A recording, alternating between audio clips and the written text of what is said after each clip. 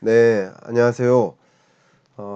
여러분들께서 또 많은 정보를 이제 습득하고 그러시다 보면 IB뱅크는 어떻게 바라보고 있나? IB뱅크는 왜 이렇게 금리 인하에 대한 기대감을 자꾸 조성시킬까? 도대체 경제를 어떻게 보길래? 그런 질문도 많이 해주시고 2023년에도 금리 인하 종료될 거야 라고 이맘때부터 막 얘기하다가 금리 인하에 대한 종료가 정말 있겠다 싶은 마음으로 주식 보유 비중을 늘렸는데 그 다음 달에 금리 인상 또 해요. 금리 인하 종료될 거야 기대했다가 무너지고 또 그 다음 달 종료될 거야 기대감 조성해 놓고 자꾸 그 조성하는 건 누구예요? 시장 참여자들이죠. 투자은행들이죠. 투자은행들이 자꾸 금리 인상 끝났다. 23년 내내 2024년이 돼서는 금리 인하 곧 있을 것이다. 자꾸 이런 의견을 내비쳐요. 그래서 많은 그 투자 은행들은 어떻게 경제를 진단하길래 그렇게 판단할까? 그걸 또 여러분들이 장착하고 계신다면, 그 뷰를 장착하고 계시다면 또 연준의 금리 인하 시점과 이 시장의 금리 인하에 대한 기대감의 형성을 구분하실 수 있겠다. 그리고 또 저와 같은 이코노미스트의 뷰도 중요하지만 이런 투자은행들의 뷰는 왜 차이가 있나? 그럼 투자은행들은 어떤 관점에서 경제를 들여다볼까? 이것을 좀 말씀드리고 싶어요. 그래서 가지고 왔습니다. 자, 보시는 것처럼 지금 현재 투자은행들은 바클레이스, 뱅크 오브 아메리카, 그리고 뭐 골드만삭스, UBS 같은 이런 투자은행들은 아직까지도 3월에 금리 인하할 거라고 주장하고 있습니다. 소위. 그죠? 그리고 평균적으로 봐도 그래도 1분기는 아니지만 2분기에 뭐 금리 인하 확실히 할 거야. 이렇게 예견하고 있어요. 그리고 이 IB뱅크들의 금리 인하는 이렇게 연준의 금리 인하의 정도보다 상당히 더 강한 속도로 금리 인하 할 거라고 믿고 있어요. 그죠? 연준은 4.75까지를 생각하는데 이 IB뱅크들은 평균적으로 4.38로 보고 있으니까 굉장히 강하게 금리 인하를 생각하고 있어요. 그 이유는 무엇일까? 뭐 근본적으로는 투자은행이니까 조금 더 투자자들을 나쁘게는 현혹시키기 위해서 투자자들에게 조금 더 긍정적인 코멘트를 해서 자기 은행의 뭐 ETF 상품을 살 수 있도록 유도하기 위해서 예를 들면 그런 목적이 상당 부분 있는 게 아닐까라고 판단이 되는데 제 이름하고 계속 헷갈려 하시는 GS 저는 GS 킴이고 GS 킴인데 G는 저는 골드만삭스니까 광하고 똑같고요. 골드니까 그죠? 광도 골드잖아요. 삭스 그래서 석 똑같죠. 그래서 GS 킴 이름은 좀 비슷한데 골드만삭스는 저랑 뷰가 완전히 다릅니다. 배다른 형제일지도 몰라. 어쨌든 그래서 골드만삭스는 어떻게 보고 있나 지금부터 말씀드리려고 하는데 골드만삭스의 매크로 아웃룩 2024 설명해 드리고 제목부터 뭐라고 했냐면 The hard part is over. 그러니까 가장 힘든 구간은 지난다. 가장 힘든 구간은 지났다. 이 뜻이에요. 그러니까 2023년 말이 가장 힘들었었던 것이다. 그리고 힘든 구간은 끝났다. 이렇게까지 표현하고 있어요. 굉장히 강하게 24년 경제를 낙관하고 있죠. 어쨌든 그러면 이 보고서를 열어보고 여러분께 좀 전달을 해드려야 된다고 생각했고 이 보고서를 통해서 골드만삭스는 어떤 뷰를 갖고 있나를 한번 말씀드리고 그리고 저는 가급적 제가 이 보고서에 대한 코멘트는 안 하겠습니다만 제가 이 보고서를 쭉 드라이하게 읽어 나가고 끝 부분에 저의 비평 혹은 저의 어떤 커멘트 이런 걸 좀 드릴 수 있도록 하겠습니다. 괜찮을까요? 자, 시작해 보겠습니다. 먼저 이 그래프가 가장 중요해요.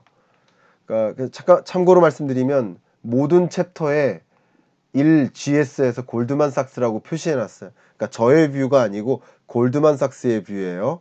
그러니까 골드만삭스의 뷰임을 저랑 너무나 다르기 때문에 골드만삭스의 뷰임을 계속 강조하기 위해서 계속 GS가 따라다닙니다. 미국 경기 침체 가능성에 대해서 어떻게 보고 있냐면 골드만삭스는 이 검정색 그래프처럼 경기 침체 가능성을 높게 보고 있지 않습니다. 원래부터. 그러니까 22년이나 23년까지도 보시면 경기 침체 가능성이 40% 안 된다. 리세션이 오지 않을 것이다. 60% 이상 리세션 오지 않을 것에 더 베팅을 해요. 그리고 23년 중순부터는 기준금리가 5.5%까지 도달했음에도 불구하고 미국 경제는 굉장히 스트롱하다, 펀더멘탈이 강하다 라고 얘기를 하면서 심지어는 리세션 가능성이 더 희박해지는 것으로 보고 있습니다. 그러니까 지금은 리세션 가능성을 거의 뭐 한 18% 정도로 보고 있는 거예요. 그죠? 대략.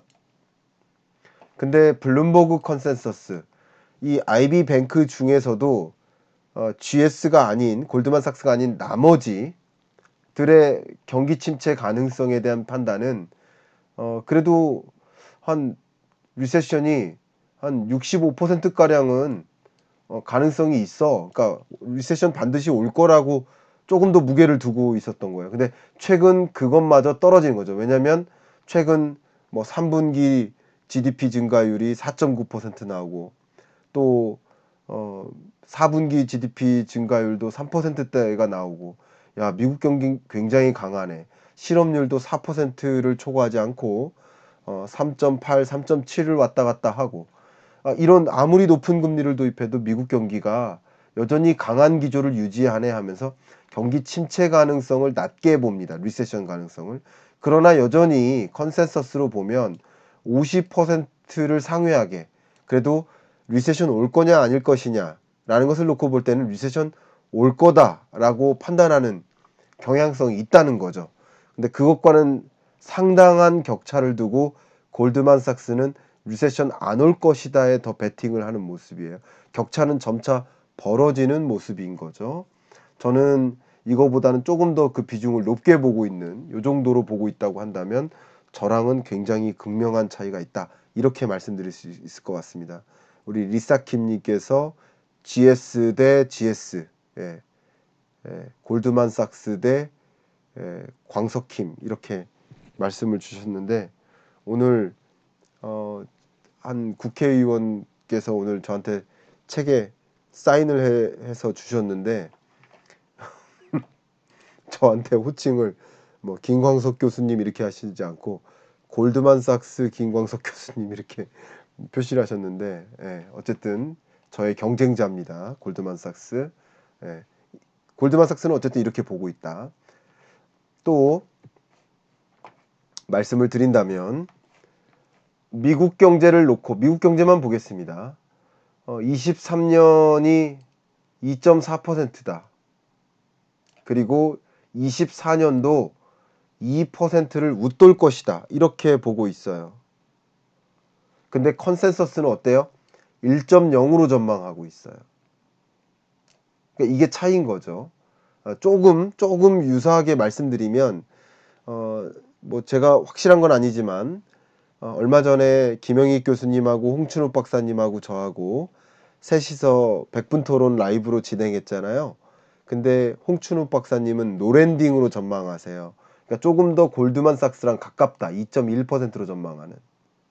그리고 저는 대략 한 1.5%로 보는 소프트 랜딩으로 보고 있고 김영익 교수님은 조금 더 마이너스 성장을 보니까 굉장히 강한 하드 랜딩으로 보는 좀 차이가 좀 있습니다. 근데 어쨌든 골드만삭스는 2.1%를 유지할 것이다라고 보는 거예요. 자, 근데 미국 경제의 잠재 성장률을 약 한 1.75%로 보고 있습니다. 그러니까 우리나라가 2%나 2%가 살짝 안 되는 그 정도로 전망을 하는데 미국은 잠재 성장률이 대략 1.75%니까 그걸 웃돌면 경기 침체를 면한 거예요. 그러니까 쉽게 말씀드리면 2%를 웃돌면 미국은 경기 침체는 아닙니다. 뭐 그렇다고 초호황이라고도 볼 수는 없지만 미국 경제치고는 경기 침체까지는 아닌 노랜딩에 가까운 거예요. 근데 예를 들어서 1.75% 정도, 7%그 밑으로 본다. 그러면 경기 침체인 건 맞아요. 그런데 그래도 한 1.34% 이상에 맴돈다. 그러면 이제 소프트 랜딩인 거고 1%나 1%도 안 된다. 그러면 하드 랜딩에 가까운 흐름인 거죠. 그렇게 좀 이해하시면 좀 도움이 되겠습니다. 자, 그런데 골드만삭스는 미국 경기 침체 가능성이 희박하다 이렇게 보는 거예요. 그 다음 골드만삭스가 보고 있는 글로벌 경기를 볼게요. 보시면 근원 물가가 이 하얀색 그래프가 정점을 찍었을 구간이에요. 이 부분. 그러니까 스웨덴도 근원 물가가 정점을 찍었었던 게 11%. UK는 뭐 거의 10%. 그죠? 노르웨이는 약 8%. 뭐 이렇게 유로존은 약 뭐 한 7.5% 이렇게 피크를 찍었었던 게 미국은 대략 한 7% 정도. 근원 물가가 피크를 찍었던 구간이. 근데 근원 물가가 상당히 지금 최근에는 스웨덴은 4% 정도, UK도 4%, 노르웨이는 뭐 3% 중반, 3% 정도 이렇게 근원 물가 자체가 많이 안정화됐다. 물가가 이만큼씩 떨어졌다. 미국도 역시 PCE 기준으로 근원 물가가 이 정도면 정점과 비교했을 때 많이 떨어졌다. 그렇기 때문에 여기 보시면 meaningful한 everywhere 어디 세계 모든 국가가 아주 의미 있는 수준으로 근원 물가가 떨어졌다. 그렇기 때문에 근원 물가가 이미 많이 떨어졌기 때문에 이제 뭐 금리 인하도 할 수 있고 그런 관점에서 뭐 상당히 뭐 강한 경기 침체가 올 것까지는 아니다. 이렇게 볼 가능성이 높은 거죠. 이해가시죠? 그 다음 글로벌 경기를 볼때 고용 시장도 진단을 해야겠죠. 레이버 마켓을 봐야 되겠죠. 근데 잡 오프닝 레벨이 어때요? 잡 오프닝 레벨이 좀 떨어졌어요. 보신 것처럼 신규 일자리 창출이 좀 떨어지는 구간, 정점 찍고 떨어져요. 그러나 without higher unemployment 뭐 실업 문제를 대량 실업 문제를 야기해 가면서까지 잡 오프닝이 떨어지는 게 아니라 이게 무슨 말이냐면 채용 공고가 아니면 인력 구합니다라고 일자리가 막 생겨나요. 그러니까 일자리가 더 추가적으로 공급은 많이 안 돼요. 그러나 대량 실업을 야기하면서 일자리 공급이 없는 게 아니라 대량 실업은 없는 거예요. 실업 문제를 야기하지 않으면서 추가적으로 신규 일자리가 창출이 안 되는 수준이니까 어쨌든 노동시장이 견고한 수준으로 잘 지켜낸 것이라고 볼 수 있겠습니다. 이해가시죠? 그 다음 조금 여기 오른쪽 그래프가 어려우실 수 있는데 저는 개인적으로 여러분께는 처음 소개해 드리는 거죠. 이게 보시면 베버리지 커브라고 합니다. 베버리지 곡선 한국어로 베버리지 곡선이라고 하는데 이 베버리지 커브가 뭐냐면요. 이 수직 측이 쉽습니다. 수직 측이 잡 오프닝이에요. 그러니까 신규 일자리 창출 이렇게 생각하셔도 좋아요. 뭐 신규 일자리가 이렇게 생깁니다. 이런 거죠. 근데 unemployment rate 이게 실업률이에요. 실업률은 올라갈수록 나쁜 거예요. 그죠? 그 잡 오프닝은 밑으로 갈수록 나쁜 거예요. 그러면 가장 나쁜 게 어디예요? 여기죠. 신규 일자리 창출은 없고 고실업 상태니까. 이게 제일 나쁜 거. 이게 최악. 제일 좋은 건 뭐예요? 실업률은 낮으면서 잡 오프닝은 많은 게 여기죠. 그러니까 이렇게 4개 사사분면으로 쪼개면 여기가 제일 안 좋은 것이고 여기가 제일 좋은 거예요. 그죠? 근데 이 베버리지 곡선이 어떻게 이동하냐면 2019년 12월이 여기였다면 이렇게 가다가 이렇게 온다는 거예요. 이게 지금 뭐예요? 이쪽 분면에 있을 때 베버리지 곡선이 좌상향하는 이런 구간이 경기가 팽창하는 구간임을 보여줘요. 그러니까 베버리지 커브라고 굉장히 유명한 이 연구 툴입니다. 어쨌든 골드만삭스가 베버리지 커브를 동원해서 분석을 해보니까 미국 경기가 특히 뭐 일본 경제뿐만 아니라 세계 주요국 경기가 일자리는 충분히 창출하면서 대량 실업은 피해 나가는 모습이다. 그러니까 뭐 강한 경기 침체까지 올 필요가 없다. 글로벌 경기를 역시 낙관적으로 보는 겁니다. 이런 뷰도 있다라는 것을 여러분 실감하셨길 바랍니다. 또 마지막으로 글로벌 경기를 좀 봤을 때 그 밖에도 여러 가지가 있겠지만 그렇기 때문에 이제 뭐 한다는 거예요. 경기는 괜찮고 이제 금리를 인하하니까 글로벌 경기가 이제 개선되는 흐름을 만날 것이다라고 보는 거예요. 참고로 설명드리면 여기 EM은 Emerging Market을 뜻합니다. 신흥국. 그리고 DM은 뭘까요? Developed Market. 그러니까 선진국. 이렇게 보시면 좋겠습니다. 그러니까 조금 더 Emerging Market, 신흥국들을 중심으로 금리 인하가 금리 인하가 먼저 시작된다. 그리고 조금 천천히 미국이나 유로존, 영국 이런 나라들도 금리 인하를 24년 하반기 정도에 아니면 상반기에라도 어쨌든 단행한다. 그러니까 어쨌든 신흥국도 금리 인하를 단행하고 조금 격차를 두고 이 선진국도 금리 인하를 단행하면서 그게 결국 스탠스가 바뀌어 완화적으로 경기 부양적으로 다시 움직인다. 그러니까 물가는 물가대로 어느 정도 잡히니 경기 부양적으로 움직인다. 그게 경기 부양 효과로 또 작용되니까 가장 어려웠던 구간을 지나는 것이 맞다라고 골드만삭스는 글로벌 경기를 보고 있는 겁니다. 답변되셨죠? 또 이 세계 경제를 볼 때 가장 약한 고리 하나를 골라라 그러면 중국 아닙니까? 중국 경제를 어떻게 보는지를 또 판단해야 돼요. 뭐 그 부분도 좀 말씀드리겠습니다. 골드만삭스가 중국 경기를 어떻게 진단하고 있나 한번 말씀드리면 23년 성장률이 5.3%로 골드만삭스는 봤습니다. 근데 여기서 아직까지도 코로나19의 충격으로부터 온전히 회복되지 못하는 그런 효과가 2%포인트를 상쇄시킨다. 24년에는. 그러나 뭐 나름 뭐 순수출도 좀 늘어나고 그죠? 그리고 뭐 경기 부양책들도 또 가동되고 뭐 그밖에 뭐 그 자산 시장이 크게 또 안 좋았잖아요. 부동산 경기도 안 좋았잖아요. 그런 게 조금은 상쇄되고 뭐 그런 것들이 나름 2023년에 비해서 이런 긍정적인 포인트가 있다. 그러니까 2023년과 비교했을 때 코로나19로부터 온전히 극복하지 못한 그런 영향력이 2%포인트를 가감하는 효과가 있지만 하방 압력을 주는 효과가 있지만 이런 상방 압력까지 다 조합을 하면 이걸 다 더하면 되는 거죠. 5.3에서 2를 빼고 0.4, 0.4, 0.7을 다 더하면 4.8이 나오죠. 그래서 2024년 경제 전망을 4.8%로 하고 있는 거예요.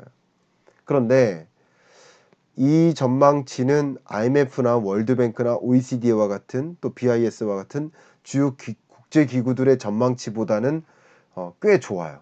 이 4.8%면 거의 5%에 가깝죠. 꽤 좋아요. 그리고 여기 보시면 중국의 어떤 금융 환경이 굉장히 안 좋다고 보고 있잖아요. 특히 부동산 경기가 굉장히 안 좋기 때문에 금융 불확실성 또 정부 부채, 기업 부채, 가계 부채까지 그림자 금융까지 이런 문제 때문에 이게 중국 경제를 좀 억누른다라고 보고 있잖아요. 근데 그 억누르는 구간이 21년부터 23년 초까지로 본 거예요. 근데 그 부분이 조금 더 이제 파이낸셜 컨디션이 금융 안정이 좀 약이 되니까 이게 이제 플러스 기여를 한다고 보는 거예요. 그러니까 중국 경기를 나름 또 골드만삭스는 긍정적으로 보는 경향이 있다. 상대적으로 이렇게 해석을 해보겠습니다. 자, 그리고 앞에 말씀드렸던 것처럼 이 건설 경기, 부동산 경기가 굉장히 중요한데 신규 건설이라든가 뭐 뉴 세일스 이런 분양이라든가 이런 것들이 그 이후에 정점 찍고 이렇게 쭉 떨어지는 모습인데, 그런데도 불구하고 이게 다시 회복되지 않는 구간임에도 불구하고 중국 경제를 다소 긍정적으로 보고 있다는 것이 저는 조금 의아하고요. 무디스가 중국의 부동산 경기가 당장 회복되기 어렵다라고 진단하면서 중국 경제를 좀 부정적으로 네거티브하게 진단한 것과는 사뭇 다르다. 근데 어쨌든 골드만삭스가 2024년 경제를 본 게 IMF나 블룸버그 컨센서스보다도 높다는 것은 여기 관측이 되죠. 근데 그럼에도 불구하고 이 골드만삭스도 중국 경기가 23년에 성장률이 5.2% 정도 기록하고, 그리고는 뭐 4.8, 그리고 뭐 4%, 3%대로 하향 안정화될 것이다라고 생각하는 건 여전히 유사합니다. 근데 중국 경제를 볼 때 저도 이제 여러분들과 중국 경제에 대해서 논하지만, 중국 경제 5.2%나 성장하는데 중국 경제 걱정할 거 없습니다. 한국 경제나 걱정하세요. 한국 경제 2%인데 중국 경제 5.2%인 나라를 왜 이렇게 자꾸 무너진다고 합니까? 그게 아닙니다.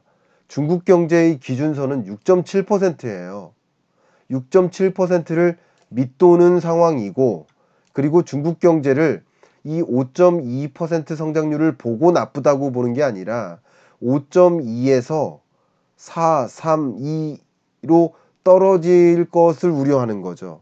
그리고 이 패스로 계속 보셔야 된다. 그 스냅샷으로 보는 게 아니라 5.2%니까 스냅샷으로 딱 비교하는 게 아니라 어디서 5.2로 내려왔는지를 봐야 되는데, 한때 중국 경제는 이렇게 14%대에서 쭉 내려온 거 아닙니까? 쭉 내려오다가 앞으로도 이렇게 내리막길을 간다라는 게 중국 경제를 부정적으로 전망하는 것이지 5.2%의 성장률이 낮은 것이다라고 판단한 것은 아닙니다.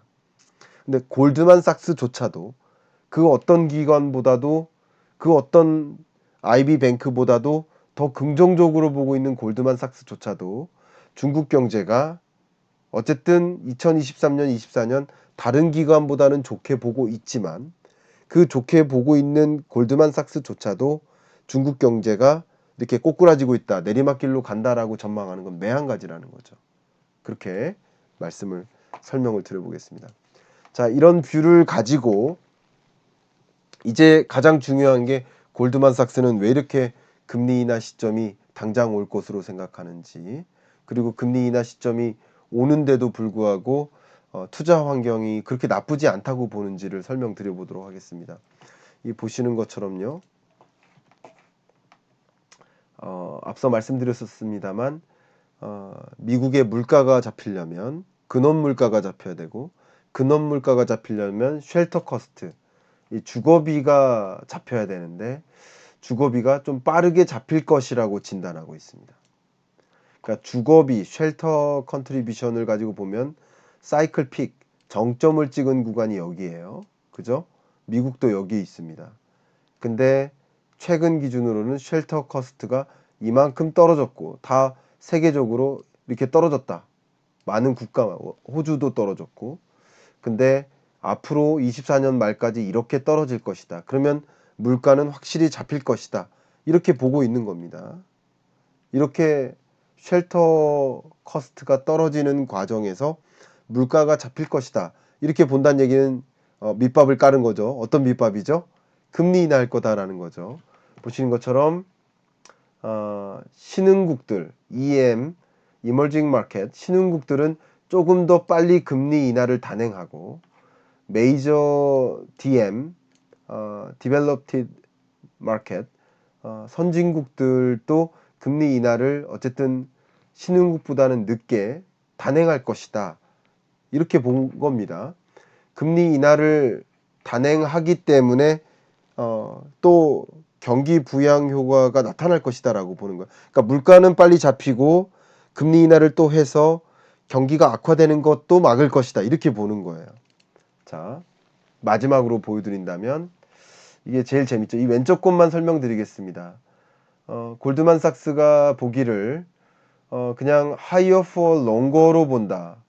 고금리가 더 오래 지속될 거라고 한다면 이런 흐름일 것이다. 그죠? 이 빨간색 선 보이시죠? 이런 흐름일 것이다. 근데 이 가능성을 20%로 보는 거예요. 근데 베이스라인은 이 검정색입니다. 금리를 동결하다가 금리 인하를 이제 gradually 인하할 것이다 라고 보는 거예요. 그러니까 금리 인하 시점이 당장 있을 것이다 라고 보는 거고, 그리고 만약에 인슈런스 컷 조금 더 일찍 왜냐면 물가 예를 들어 이게 무슨 말이냐면 오늘이 1월 말입니다. 1월 말일 FOMC 회의 날이라고 해볼게요. 근데 오늘 1월 말일 기준으로 최종적으로 확인한 물가는 뭐예요? 12월 물가죠. 그러니까 12월 CPI 물가, 12월 PCE 물가가 12월 PCE 물가가 1월 26일 날 발표된 거죠. 그러니까 12월 물가를 보고 1월 말에 금리를 결정하니까, 그리고 1월 말에 금리를 결정한 그 효과는 대략 2개월 정도 후에 나타나니까 그 금리 인상 인하 동결의 효과가 나타나기까지는 한 3, 4개월 걸리는 거예요. 데이터로 확인하기까지는. 그죠? 이 1월 말에 확인하는 데이터가 12월 물가니까요. 그러니까 그렇기 때문에 뭐 해야 된다는 거예요? 인슈런스 컷. 선제적으로 금리를 인하해야 된다. 라는 거죠.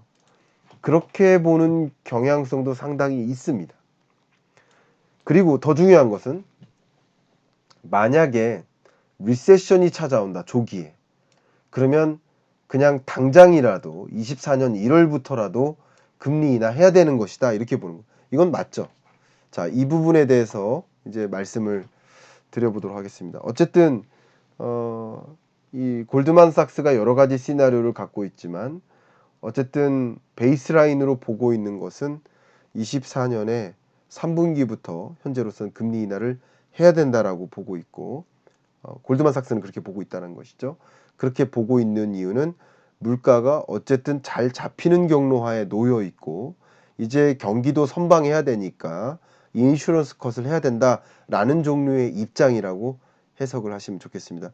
그렇기 때문에 미국 경제는 골드만삭스가 보기를 물가는 물가대로 잡히고 경기는 경기대로 안정적으로 지켜내면서 또 금리도 금리대로 빨리 조기에 인하해 줌으로써 자산 시장의 효과도 택할 수 있다. 그러니까 뭐 소위 1타 쌍피, 1타 3피 뭐 그 이상으로 볼 수 있다라고 좀 긍정적으로 보고 있는 가장 대표적인 기관이라고 소개를 해드리겠습니다. 네, 이 정도로 골드만삭스의 경제전망 보고서를 좀 소개해드렸고요.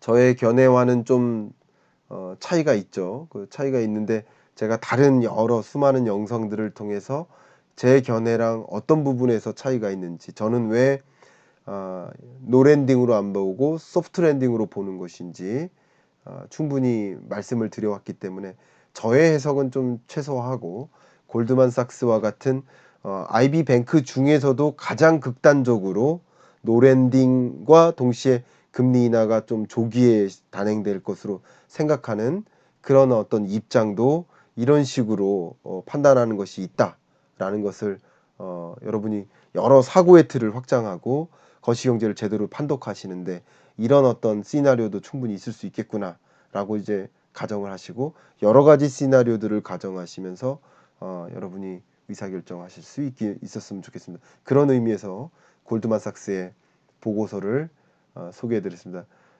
이상으로 녹화를 좀 마무리하고요. 이제 그 여러분과 대화를 질의응답을 좀 나눠볼까 하는데요. 끝으로 녹화를 위해서 죄송합니다. 라이브 중에 녹화를 위해서 이 부분 마저 소개하겠습니다. 이렇게 경제를 좀 스스로 판독하고 싶다.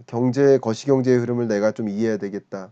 경제에 어떻게 입문해야 될지 모르겠다 하시는 분들을 위해서 경제 입문서, 경제 읽어준 남자 시범경제 특강 추천드리고, 여러분들이 좀 더 경제의 어떤 응용서를 보고 싶다. 실물 경제의 흐름, 이런 거시경제를 흐름을 제대로 진단해내고 싶다.